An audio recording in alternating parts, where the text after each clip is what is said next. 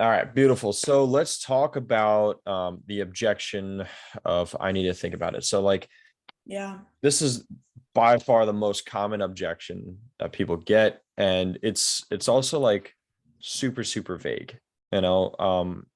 And so the way that I would go about doing this, and pause me when you have any questions or anything. Hmm. It's like the first thing you have to do is first you have to isolate the objection, okay? Because you need to figure out and you need to get a ton of clarity on what it actually means and what's going on inside of their head, right? Hmm. Um, so, the first thing you could say is like, well, assuming that the program has everything they need, you could say, yeah, John, I mean, this program has what you need. I mean, we talked about doing X, Y, and Z to solve this problem. What do you need to think about? I'm just kind of curious. Um, and so this is kind of asking them to dig a little bit deeper, right? Because you're doing it Yeah. for them, not to them in a sense. Hmm. And one thing you have to also realize is, when you're prospecting and you're on these sales calls, they're kind of new to this. They're kind of new to breaking it down. They're kind of new to being, coached through the entire opportunity here, right? So once you do that, once they kind of break it down, you kind of just mention to them what you agreed on, right? And then you ask where the objection is coming from. So, hey John, we talked about how you were dealing with a lack of leads, right? And then we agreed that it's because you don't have an acquisition system and you don't have clarity um on your avatar, right? And then the Hmm. solution was to do X, Y, and Z. So I'm just kind of curious, like where this kind of thought process coming from, right? So did that kind of are we kind of set on that? So you're saying like b- isolate the why of the objection, or like what is it? Because there's if they're saying I need to think about it, there's just digging deeper into what they need to think about essentially. Yeah. Okay. Because essentially, like if you're on the call and you give them everything that they need, like what more is there to think about? They're Hmm. just there's so many things that like they use that it could be where they're using this to cover it up. So you have to isolate it and figure out, a little bit more understanding. So the other thing is like if there's no urgency, ask them like why are they waiting or why are they on the phone? Yeah. It's the Yeah, biggest thing. that's where I made the mistake yesterday, because he was like, I my like kind of knee jerk reaction is okay, well, let's set up that follow up call, which I think is good, but I also need to work on do we need to set up a follow up call? Like, why he accepted it, but basically he was saying like I said 4,800, and he was like, well, this sounds great. Like I'd like to do this, but can we do it in a couple weeks? Like, can we do it first week of March? Because I'm building. Maybe he was, I should have dug deeper into like building what, like your revenue, like you need a budget. Okay, because I kind of then his question was, is this a one time offer? Like, is this going to go away? So he was basically kind of handing it to me, and I think I've never had that situation where Mhm. they see the urgency, or they see the scarcity, or it feels like they're recognizing that. Yeah. My response was, well, the offer is live, so it could change, and we do have a client cap, so I'm just being transparent with you. But what I should have said right after that was, we can lock in your spot with a deposit right now. But I didn't, like, it didn't flow that way. I said that Mhm. first, then he said something, and then I was like, well, we do have payment plans and a deposit. It was kind of like after the fact, so that was where I made a mistake. But what do you think I could have? I mean, I know I could have dug deeper as to like what's going to change in 2 weeks. Would that been a good place to start? Yeah, I mean, yeah, that's what I would say is like, I'm just kind of curious because you're on the phone now. What's going to change between now and 2 weeks, right? I mean, why delay it? What Mm-hmm. benefit is it going to bring to you, right? I mean, like I would just try and ask those questions because you figure out like, okay, is it a process issue? Is it a Yeah. financial issue? Because Yep. you want to figure out like, do they not understand the process? Do they not Yeah. see it being able to help them, or is it that they don't have cash on hand? Mm-hmm. And then you're able to figure out because you isolated it.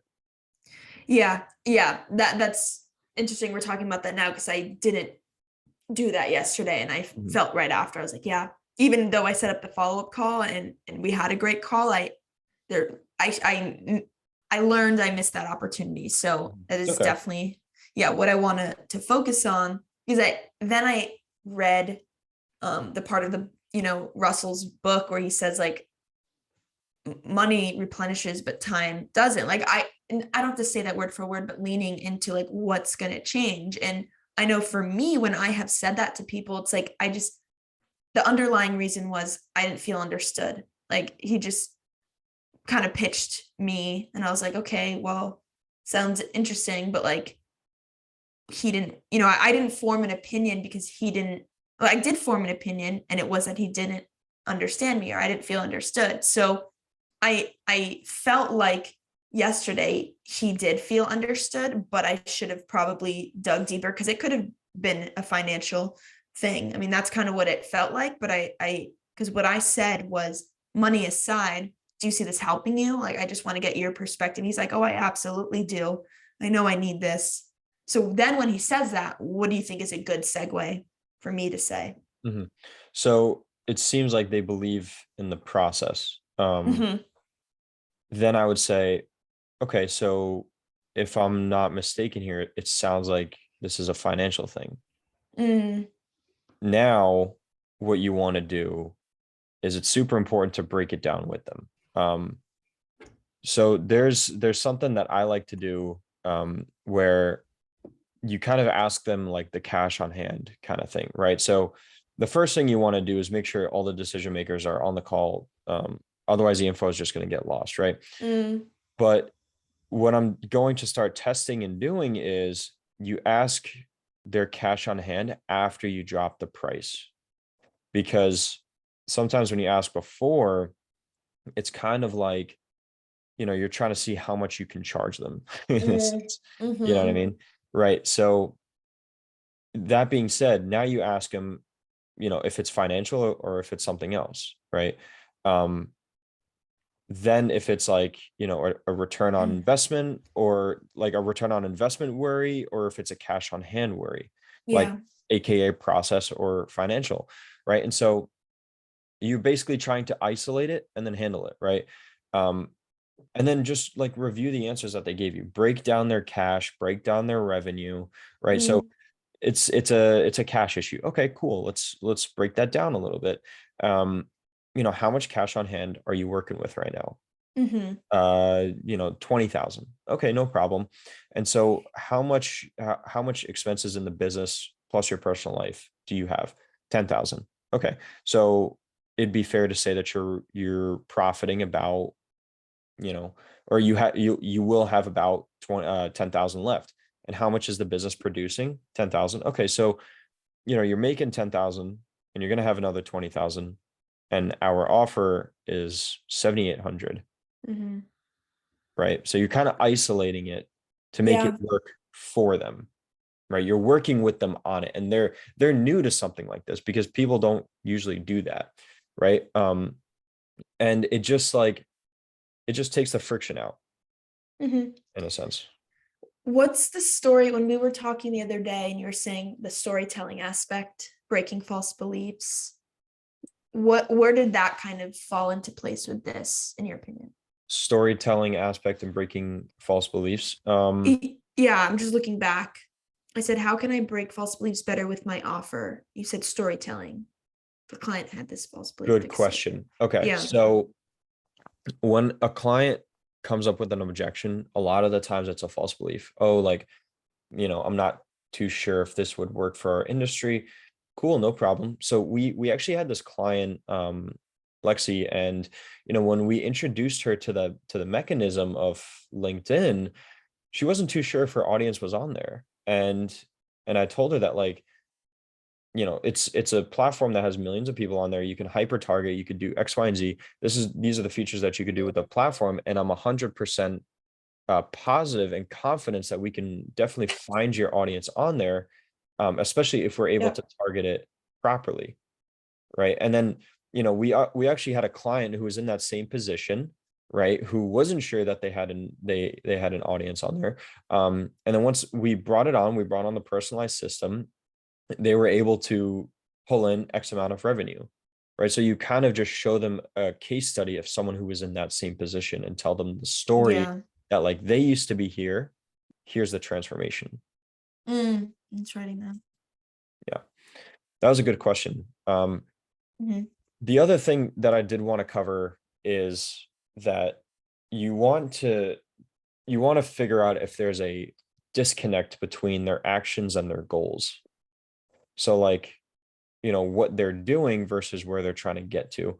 Um, there's one thing that I like to use on the coaching call is like, when they say I need to think about it, it's like, what do you need to think about? Oh, I'm just not too sure, blah, blah, blah. Okay, well, listen, my job as a coach here is to help you actually work through it, right? And it'd be Mm. me being a disservice to you of not actually helping you go through this. So you don't really get to think about it because I'm looking for a yes or no here, and the reason is because I don't want you to make decisions from your past self. I want you to make decisions of where you're trying to get to, not where you currently are, right? And as we agreed, your business is going through a couple of challenges here, right? And that's why you're on the call. So it would only make sense for you to take action based off of your goals, in a Mm. sense. You're trying to find the disconnect between the actions and the goals. Again, isolating the objection. The other thing that you could do is like show what I would do in their spot. So listen, Yeah. I mean, what I would do in your spot is instead of delaying this and having to think about it, I would actually take action on it because you've been stuck in this for a long time and you've seen that, what you're currently doing is not working as we agreed. So for you to keep thinking about it is not the best use of your Mm. time. And then you just work with them through it. Does that make sense? Mhm. It just puts them in like in a higher level of thinking, right? Um, of a much higher level business owner, right? So like you're making decisions based off of either $50,000 a month or $100,000 a month CEO if you're currently at 50,000. Because if you're going to make decisions of a $50,000 a month CEO, which is where you currently are, you're not going to grow. But if you're going to make Mm. decisions of a $100,000 a month CEO, you're going to grow, if that makes sense. It does make sense. I guess for me, it's like, how can I slip that in there in a way that feels natural? Mhm. Because like, but I do think the reframe, and I know I talked with you and Kakao about this, of like, you're a business therapist. Mhm. You're like an FBI negotiator, and if they leave, like you don't know what's gonna happen to them. And I have to, it's a reframe of like, because we're genuinely, there's a lot of factors in play, but like we're there to help them. And the only way we can do that is if we're actively listening Mhm. and listening from a place of wanting to help. And so I think that alone has helped me a lot with like, and I think, it's something I can talk with your other client too about. It's like, I was so frustrated. It's like, oh, I don't want to, I didn't have the love for it. Mhm. And I think that's still it's a muscle that I built with you and throughout this, but it was because I wasn't listening. I wasn't, my frame for the call was like, oh, I have another sales call versus like, how can I, this person was brought into my orbit. Now, how can I potentially help them? And Mhm. so I think if that's the frame that I want to keep having too, is like, okay, you say it's a money thing. Well, how can you be creative about it? Or you're saying this can help you, but you don't believe it will. Like, why? Or what about that makes you feel like it can't help you? Someone once said to me, like, instead of why, we can say like what about that, or like breaking it down in a more gentle way Yeah. with a what. So people say, you buy based on emotion and you justify it with logic. Mm-hmm. That's essentially what you're doing. It's just logic, Yeah. right? You're making sense of the situation. And the best thing you can do is just ask them questions to help them come up with the answer and realize it for themselves. Yep.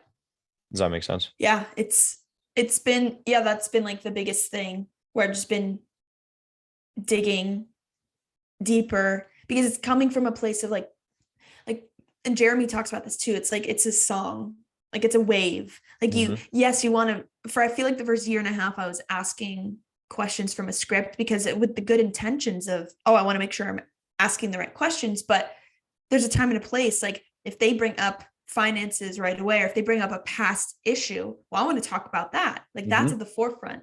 So being able to not lean so much on the script, but dig deeper into what's bothering them or what they've brought up has helped me a lot. There you go. Spot on. Cool.